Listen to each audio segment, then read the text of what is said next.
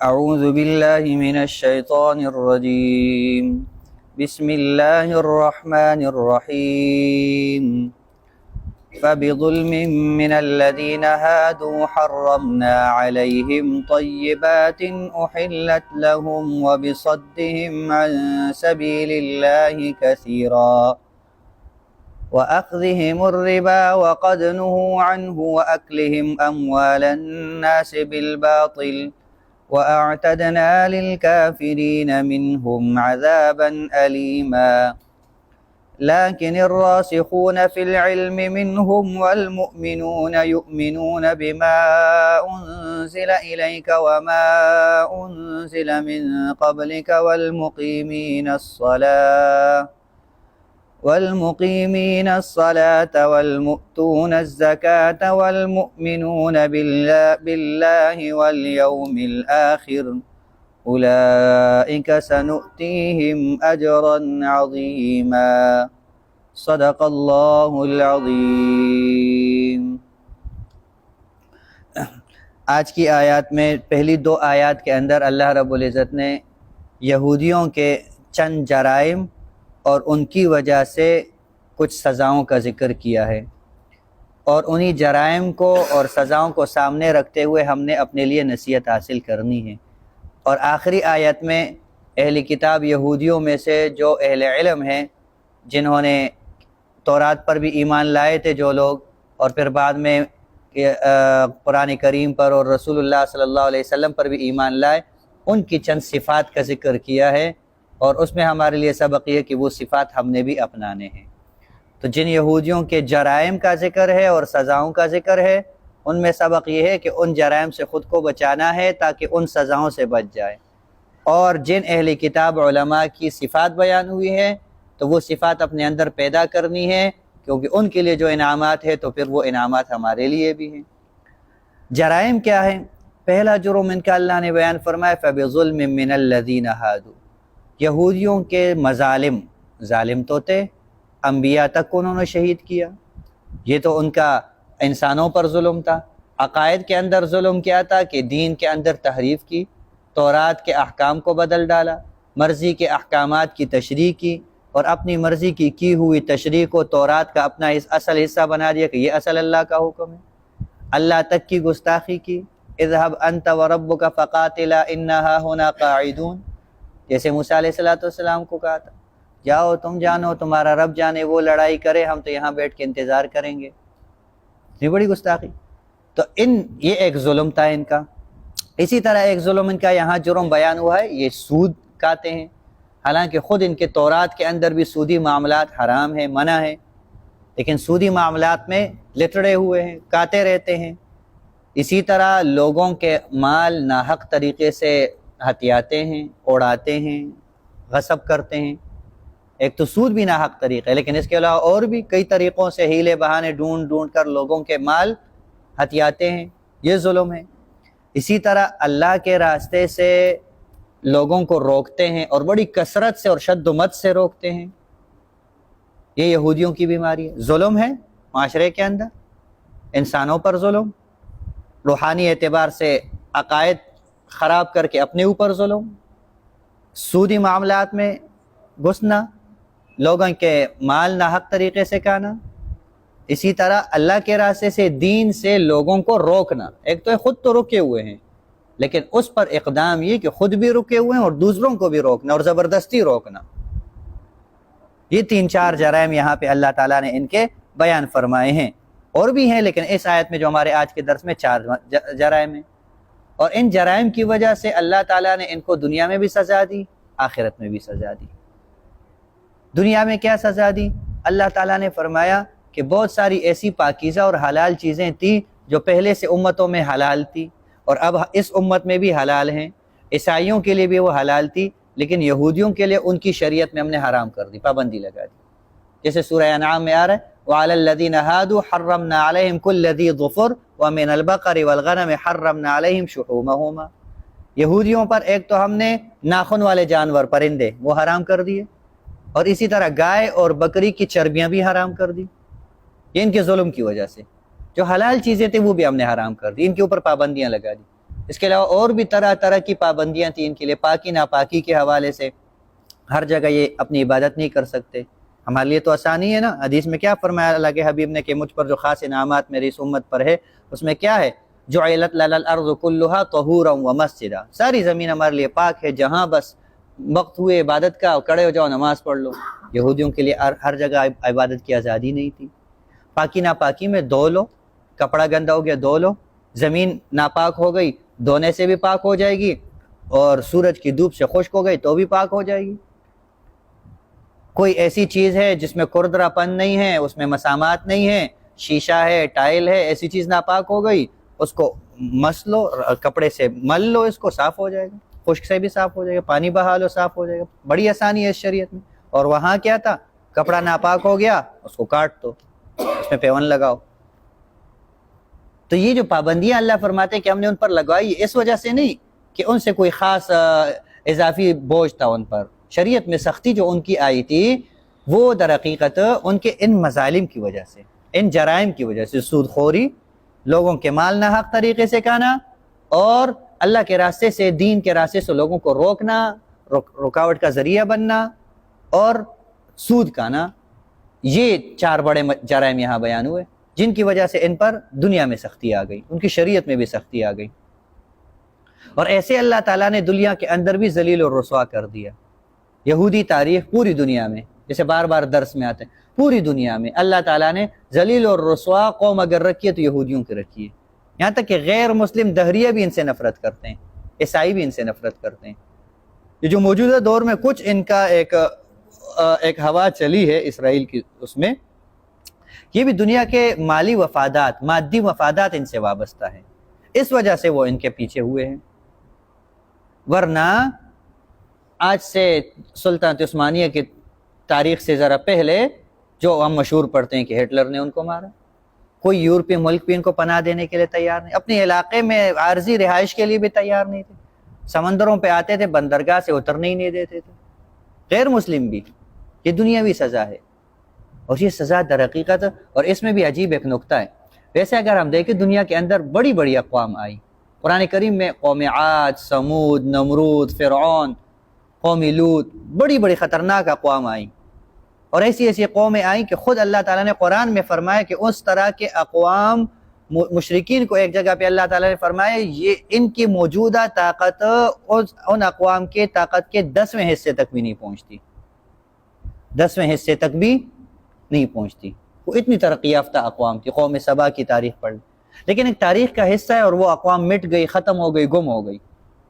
عبرت کے لیے قرآن کریم نے ان کے چند برے عقائد اور رسوم کا ذکر کیا تاکہ انسانیت اس سے عبرت حاصل کرے، لیکن ان اقوام کا نام و نشان دنیا میں نہیں ہے۔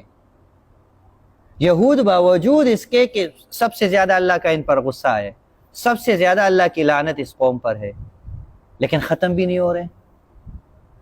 باقی اقوام تو ختم ہو گئی، مر کب گئی، ان کے تو 3-3.5 ہزار سال ہو گئے، اور باوجود اس کے کہ ہر جگہ سے مار کھائے جا رہے ہیں، باوجود یہ کہ کسی جگہ ان کی عزت نہیں ہے، پھر بھی ختم نہیں ہوتے۔ تو اس میں نکتہ علماء نے بڑا لکھا ہے کہ اللہ تعالیٰ نے جہنمیوں کی ایک خاص صفت بیان فرمائی ہے، لا یموت فیہا ولا یحیا۔ جہنمی عذاب میں جلیں گے آخرت میں، اور ایسی سخت عذاب ہوگی کہ انہیں ایک لمحے کے لیے موت بھی نہیں آئے گی کہ کہیں اس میں کچھ لمحے کے لیے مر جائے، کچھ سکون تو مل جائے۔ ولا یحیا، اور نہ سکون سے جی پائیں گے۔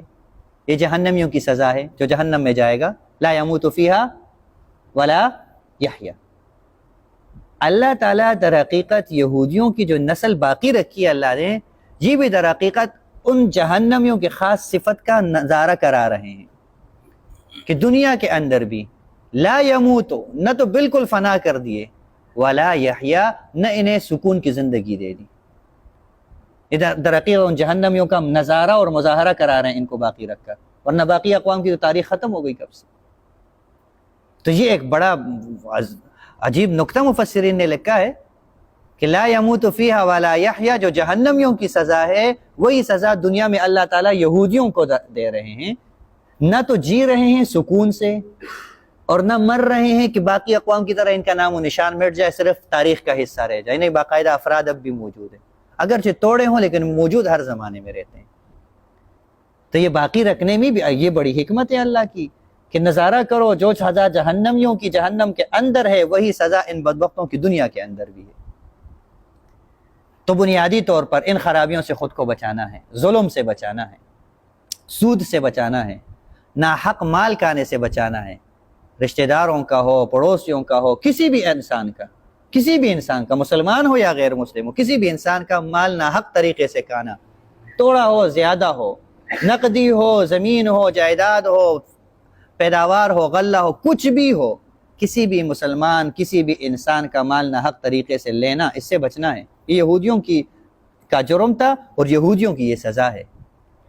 اسی طرح دین کے راستے میں خود تو نہیں آتے، یہ بھی کمزوری ہے، لیکن جو لوگ دین کا کام کسی بھی شکل میں کر رہے ہیں ان کے بدنامی سے ان کو بدنام کرنے سے اپنے آپ کو بچانا ہے۔ جو لوگ دین کا کام کر رہے ہیں ان کے راستے میں روڑے ڈالنے سے اپنے آپ کو بچانا ہے، رکاوٹ نہیں بننی۔ جو لوگ دین کا کام کر رہے ہیں ان کا ساتھ دینا ہے۔ تعاونوا علی البر والتقوی، نیکی اور تقوی کے کاموں میں ایک دوسرے کا ہاتھ بٹاؤ، ایک دوسرے کی ٹانگیں نہ کھینچو۔ دین کے حوالے سے جو بندہ جس میدان میں جس شکل میں کام کر رہا ہے اس کے معاون بنو۔ جان لگا سکتے ہو جان لگاؤ، وقت لگاؤ، مال لگاؤ، صلاحیت لگاؤ۔ کچھ نہیں کر سکتے، ظاہر بات ہے انسان ہے، عاجز ہے، کسی ایک میدان میں کام کرے گا تو ایک میدان میں کام کریں، ایک میدان میں صلاحیت لگائے، ایک میدان میں وقت لگائے جہاں اس کو سہولت ہو، اور دوسروں کے لیے دعائیں کریں، دوسروں کے لیے نیک جذبات رکھیں، دوسروں کی ترقی پر خوش ہو جائے اور دوسروں کی مشکلات پر رنجیدہ ہو جائے۔ میں ایک کام کر رہا ہوں درس و تدریس کا، میرا شعبہ ہے اور اللہ نے یہ صلاحیت رکھی ہے، میں اسی میں لگا ہوا ہوں، میں یہی کام کروں گا اور اسی کو دین کی اللہ کی رضا کا ذریعہ سمجھوں گا، اسی میں اخلاص کے ساتھ آگے بڑھوں گا۔ لیکن اس کے علاوہ خانقاہی نظام ہے، جہاد کا نظام ہے، اسلامی سیاست کا نظام ہے، اور کیا ہے دعوت و تبلیغ کا نظام ہے، اصلاح اور ہدایت کا نظام ہے خانقاہ کے اندر۔ ان کے لیے کیا کروں گا؟ معاون بنوں گا، جہاں مجھ سے ہو سکے گا وہاں جا کے حصہ ڈالوں گا، جس شکل میں ہو۔ حصہ عملی طور پہ نہیں ڈال سکتا، دعا تو کر سکتا ہوں، ان کے لیے نیک تمنا تو رکھ سکتا ہوں، اخلاص تو رکھ سکتا ہوں۔ اسی طرح دیگر میدان جو دین کے شعبے ہیں ان میں جب وہ لوگ کسی جگہ ترقی کر رہے ہوں اور مجھے محسوس ہو رہا ہو کہ فلاں دین کے شعبے میں بڑی ترقی ہو رہی ہے، تو مجھے ان کی ترقی سے خوش ہونا چاہیے کہ میں جو کام نہیں کر سک رہا وہ یہ کر رہے ہیں۔ اور جہاں مجھے معلوم ہو جائے کہ دین کے کسی بھی شعبے کو رکاوٹوں کا سامنا ہے، مشکلات کا سامنا ہے، تو ان کی مشکلات کی وجہ سے میں رنجیدہ ہوں کہ میں تو یہاں لگا ہوا ہوں، میرا میدان تو یہ ہے، لیکن ان لوگوں کو اس وقت دشمن کی طرف سے مشکلات کا سامنا ہے، کسی بھی ذریعے سے رکاوٹوں کا سامنا ہے، اس پر میں رنجیدہ ہوں، ان کے لیے دعا کروں۔ تو یہودیوں کا طرز کیا تھا کہ دین پہ خود بھی نہیں آنا، دوسروں کو بھی روکنا۔ تو اس کے مقابلے میں اگر وہ رویہ ہوگا تو یہ سزائیں ہمارے لیے ہوں گی۔ اچھا، اب ایک بات سمجھنی ہے، وہاں تو شریعت تھی، یہودیوں کے زمانے میں انبیاء تو آ رہے تھے، تو ان کے لیے تو دینی سختی یہ ہوئی کہ کوئی نبی آیا اور اس پر وحی آ گئی اور شریعت نے سختی کر دی کہ پہلے جو چیزیں حلال تھی اب حرام ہو گئی۔ ہمارے ہاں تو رسول اللہ صلی اللہ علیہ وسلم کی ختم نبوت کی وجہ سے اب وحی تو نہیں آ سکتی، اب یہ تو ہم نہیں کہہ سکتے کہ کوئی حلال چیز ہمارے اوپر حرام ہو جائے گی وحی کے ذریعے سے، لیکن طریقے اور بھی ہیں۔ اللہ تعالیٰ ایسی بیماری مسلط کر دیں گے کہ بہت ساری پاکیزہ اور حلال چیزیں ہم زبان پہ نہیں لا سکیں گے، ڈاکٹر منع کر دیں گے۔ اللہ تعالیٰ ایسا نظام بنا دیں گے کہ کوئی ذخیرہ اندوزی کر کے اس کو ذخیرہ کر لے گا اور اتنا مہنگا وہ چیز مہنگی ہو جائے گی کہ ہمارے پہنچ سے باہر ہو جائے گی، تو رکاوٹ ہے، تو سیلاب آ جائے گا، اچھے خاصے میوے تیار ہوں گے، سیلاب آ جائے گا، آندھی آ جائے گی، طوفان کے ذریعے سے فصل تباہ ہو جائے گی۔ تو وہی تو نہیں آتی کہ کوئی پاکیزہ چیز حلال حرام ہو جائے، لیکن یہ چیزیں تو ہیں، طوفان ہے، آندھی ہے، مہنگائی ہے، قحط ہے، ذخیرہ اندوزی ہے، ان چیزوں کے ذریعے سے وہ چیزیں ہماری پہنچ سے باہر ہو جائے گی۔ تو ہے تو حلال چیز، ہے تو پاکیزہ چیز، لیکن اس وقت تو ہمارے لیے حرام کی طرح کی ہو گئی کہ جس طرح ایک بندہ حرام چیز نہیں کھا سکتا، اس وقت اسی طرح ہم یہ چیز بھی باوجود حلال ہوتے ہوئے بھی نہیں کھا سکیں گے۔ تو سزا اس شکل میں بھی ہو سکتی ہے۔ تو ہونا کیا چاہیے؟ ان جرائم سے اپنے آپ کو بچانا ہے، ظلم سے، سود سے، ناحق مال کھانے سے اور دین کے کاموں میں رکاوٹ کا ذریعہ بننے سے اپنے آپ کو بچانا ہے۔ تو جب بچائیں گے پھر یہ سزائیں نہیں ہوں گی، اور اگر کوئی ایک جرم ہمارے اندر اس طرح کا پایا جائے گا پھر یہی سزا ہوگی۔ حلال چیزیں ہمارے اوپر حرام ہو جائیں گی، حرام کا مطلب کہ شریعت میں تو حلال ہوگی لیکن عملی طور پر ہم اس تک نہیں پہنچ پائیں گے۔ تو ان خرابیوں سے اپنے آپ کو بچانا ہے۔ اور جو اہل کتاب صحیح معنی میں دین سے وابستہ ہے، جن کی اللہ تعالیٰ نے صفات بیان فرمائی، وہ کیا ہے؟ ایک ہے علم میں پختگی، کہ ان کے اندر علم میں پختگی تھی، صحیح علم ان کے پاس تھا، اللہ تعالیٰ نے ہدایت دی، یہ ایک صفت تھی۔ نماز قائم کرنے والے تھے، صحیح معنی میں تمام کتابوں پر ایمان لانے والے تھے، زکوٰۃ ادا کرنے والے تھے، اور آخرت پر صحیح معنی میں ایمان لانے والے۔ یہ ایسے اہل کتاب ہے، اللہ تعالیٰ فرماتے ہیں سنؤتیہم اجرا عظیما، انہیں ہم بہت بڑا اجر دیں گے۔ اپنے اندر یہ صفات پیدا کرنی ہے، علم سے محبت۔ اور یہ بات یاد رکھے، جتنا آدمی کے اندر علم آتا ہے، قرآن اور حدیث کا، دین کا علم آتا ہے، صحیح معنی میں علم آتا ہے، وہ لغویات سے، کفریات سے، شرکیات سے، ناراضگی والے کاموں سے خود دور ہوتا چلا جاتا ہے۔ یہ دین فطرت ہے، یہ انسان کے فطرت کو اجاگر کر دیتا ہے، یہ انسان کے فطرت کو جگا دیتا ہے۔ پھر انسان کو خود بخود غیر شرعی کاموں سے آہستہ آہستہ نفرت ہونے لگتی ہے۔ تو علم سے محبت، اہل علم سے محبت، علم کی پیاس اپنے اندر جگا کے رکھنی ہے۔ یہ نہیں ضروری نہیں کہ ہر بندہ درس نظامی کے لیے نکلے، لیکن علم کسی بھی شکل میں، کسی بھی طور پر اپنی زندگی میں علم دوست بننا ہے، نماز قائم کرنے والا بننا ہے، آخرت کی یاد رکھنے والے بننا ہے، زکوٰۃ کی ادائیگی کی فکر کرنے والے بننا ہے۔ یہ صفات ہے جو اہل کتاب علماء کی اللہ نے بیان فرمائی، جنہیں اللہ تعالیٰ نے ان صفات کی وجہ سے پھر دین اسلام کی بھی توفیق دی۔ تو یہ اچھی صفات اپنے اندر پیدا کریں گے تو اللہ تعالیٰ نے ان کے لیے جیسے فرمایا سنؤتیہم اجرا عظیما، تو وہی اجر ہمارے لیے بھی۔ اور اگر وہ برائیاں ہوں گی جو پہلے آیت میں بیان ہوئی تو پھر وہی سزا ہمارے لیے بھی ہوگی۔ تو ان بری صفات سے اپنے آپ کو بچانا ہے، یہ اچھی صفات اپنے اندر پیدا کرنی ہے۔ اللہ تعالیٰ عمل کی توفیق نصیب فرمائے۔ آیات کا ترجمہ کر لیتے ہیں۔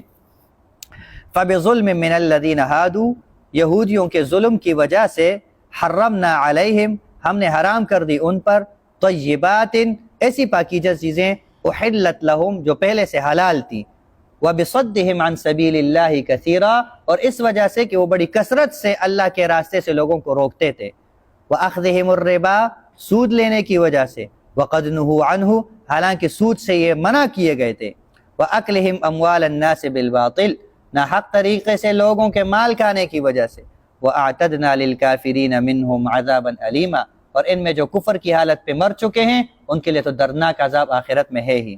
لیکن الراسخون فی العلم، لیکن جو علم میں پختہ ہیں، منہم، انہی یہودیوں میں سے لیکن علم میں پختہ ہیں، والمؤمنون، اور ایمان لاتے ہیں، یؤمنون بما انزل الیک، وہ اس کتاب پر بھی ایمان لاتے ہیں جو آپ کے پاس بھیجی گئی ہے، وما انزل من قبلک، اور اس کتاب پر بھی ایمان لاتے ہیں جو پہلے نازل ہوئی ہے، یعنی تورات، زبور، انجیل، والمقیمین الصلاۃ، نماز قائم کرنے والے، والمؤتون الزکاۃ، زکوٰۃ کی ادائیگی کرنے والے، والمؤمنون باللہ والیوم الآخر، اللہ اور آخرت پر ایمان لانے والے ہیں، اولئک سنؤتیہم اجرا عظیما، ایسے لوگوں کو ہم عنقریب بہت بڑا اجر دیں گے۔ تو یہ اچھی صفات اپنے اندر پیدا کرنی ہے، اللہ تعالیٰ یہ صفات اپنانے کی توفیق نصیب فرمائے۔